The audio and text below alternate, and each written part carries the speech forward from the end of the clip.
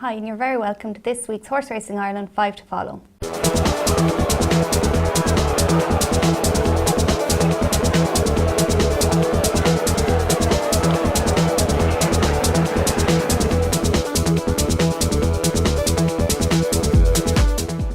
Now, we've plenty of action this weekend. Two-day meeting at the Curragh, with the highlight being the Darley Irish Oaks on Saturday. Jumps fans are also catered for, and Tipperary holds a all-national hunt card on Sunday, with the feature being the Kevin McManus bookmakers Grimes Hurdle.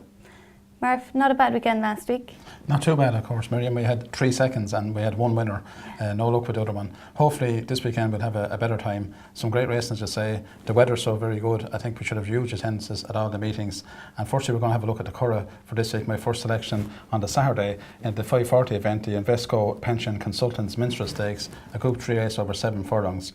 All eyes here will be on the Aidan O'Brien trained Darwin, who was very impressive when he won his first race in Ireland at Naas a couple of weeks ago. Now, that was only a 3-horse affair, but he did win very, very well. However, I'm going to oppose him on Saturday with the Tom Hogan trained Gordon Lord Byron, the mount of Wayne Lorden. He was a Group 1 winner last year when he won the Prix de la Forêt at Longchamp in October. He's continued his good form this year. He was third at York in a very good sprint, and last time finished fourth at Royal Ascot in the Diamond Jubilee Stakes behind a very, very good Lethal Force, which was a tremendous run. Of course, Society Rock finished second. Now, he does have to give £12 to Darwin. He does have a penalty to carry because he won a Group 1 race last year, but I do think he will be second favourite, and I think he is a bit of value. He certainly will put it up to Darwin, and I think he might just be good enough to win this race. So hopefully Gordon or Byron will do the business for us. Now move on to the feature race, the second race for our selection this week. In the 6:15, the Darley Irish Oaks, a Group 1 race. 8 fillies declared for this. Top class contests. We haven't had much luck with the Irish in the last couple of years. We have to go back to 2008 for the last Irish trained winner when Moonstone won it. The English have kind of dominated since then. I think they're going to do the same again tomorrow. The likely favourite is probably the English Oaks winner Talent, who was a 20-to-1 shot when winning the English Oaks in early June. They went very fast on that occasion, and maybe the result kind of flattered her a little bit. Richard Hughes gave her a great ride on that occasion, but Jim Crowley takes over tomorrow. Obviously she's the one to beat, but I think I'm going to oppose her with Lady Sessa's filly, a filly called Riposte.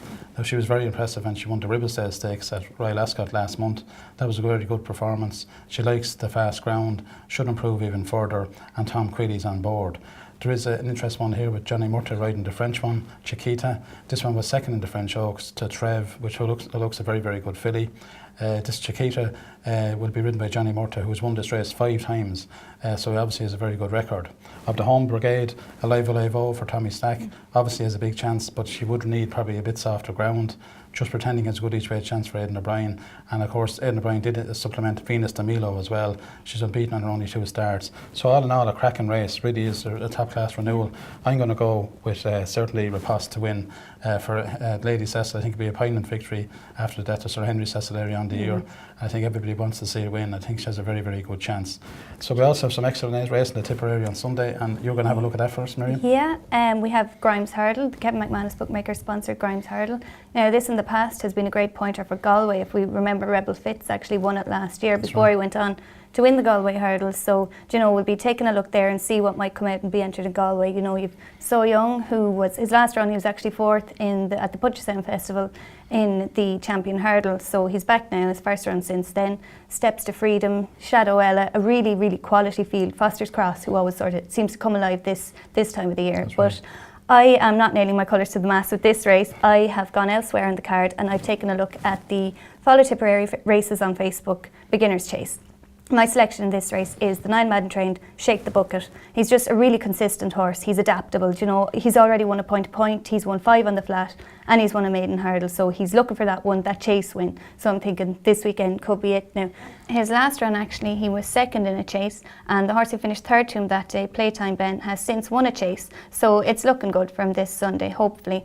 Now, possible dangers, maybe Carlos Fandango, and also Sizing Symphony, even though he's back from quite a long break, he should be in good order. So my selection, I'm sticking with Shake the Bucket in the 4:35, the Follow Tipperary races on Facebook, Beginner's Chase. Well, that sounds like a solid selection, Miriam, and of course we're going to go back to the Curragh then for our 4th selection. Yeah. I think one thing to point out at the Curragh on Sunday, a huge jackpot carryover.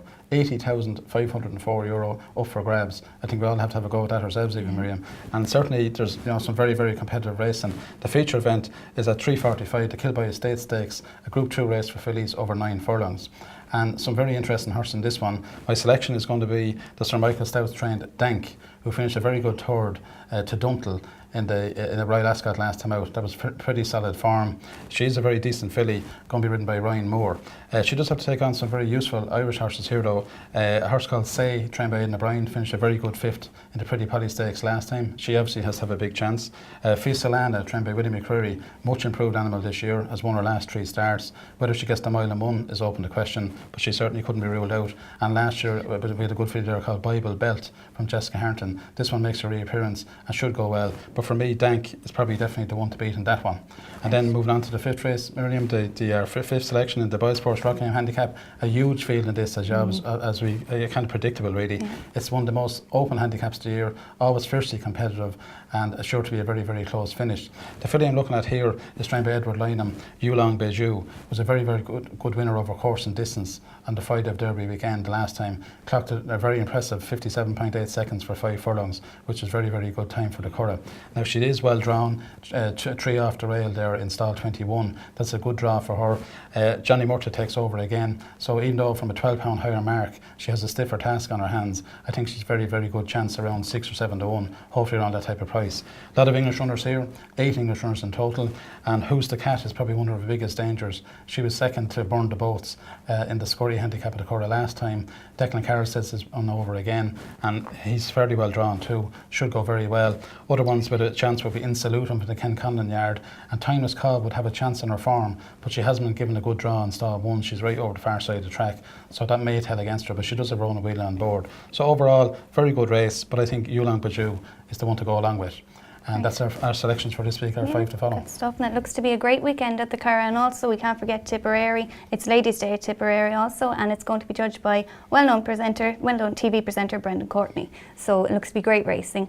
Next week we're off to Wexford on the Saturday, and then Sunday is a clear day. There's no racing in Ireland as we all prepare for Galway, of course, on the Monday. Very much looking forward to that. Yeah. The Galway Plate, Galway Hurdle, of course. Lots of great racing in Galway. And if this weather keeps up, we could be in for some record-breaking crowds. Absolutely, hopefully. Looks to be great now.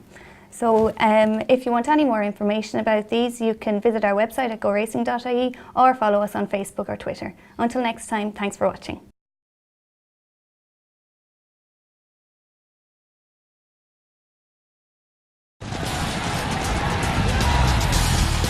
Go Racing. Go online. GoRacing.ie. Horse Racing Ireland's official website.